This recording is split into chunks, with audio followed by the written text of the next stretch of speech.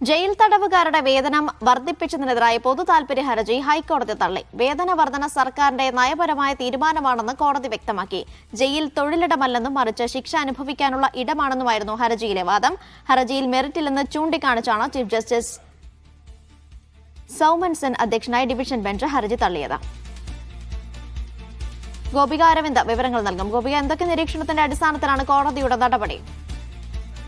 Nisha, jail തടവുകാരുടെ വേതനം വർദ്ധിപ്പിച്ചതിനെതിരായ പൊതുതാൽപര്യ ഹർജിയാണ് ഹൈക്കോടതി തള്ളിയത്. ഈ വേതന വർധന സർക്കാരിന്റെ നയപരമായ തീരുമാനമാണെന്നും ഇതിൽ നിയമപരമായുള്ളൊരു ഇടപെടലിന്റെ ആവശ്യകതയില്ലെന്നും കോടതി വ്യക്തമാക്കി.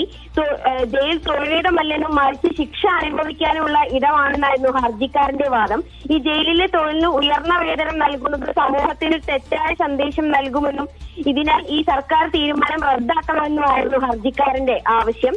എന്നാൽ ഹർജിയിൽ മെറിറ്റില്ലെന്ന് ചൂണ്ടിക്കാണിച്ചുകൊണ്ടാണ് ചീഫ് ജസ്റ്റിസ് സൗമൻ സെൻ അധ്യക്ഷനായ ഡിവിഷൻ ബെഞ്ച് ഹർജി തള്ളിയത്.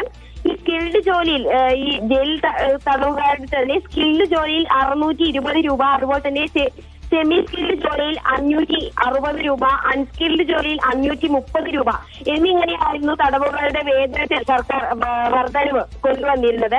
ഈ വേതന വർധനവ് കേവലം സാമ്പത്തിക വിഷയം മാത്രമല്ലെന്നും ഇത് ജയിൽ അന്തേവാസികളുടെ അന്തസ്സും പുനരധിവാസവും ഉറപ്പാക്കുന്ന ഒരു നിർണായക തീരുമാനമാണെന്നും സർക്കാർ കോടതിയെ അറിയിച്ചിരുന്നു. അനീഷ.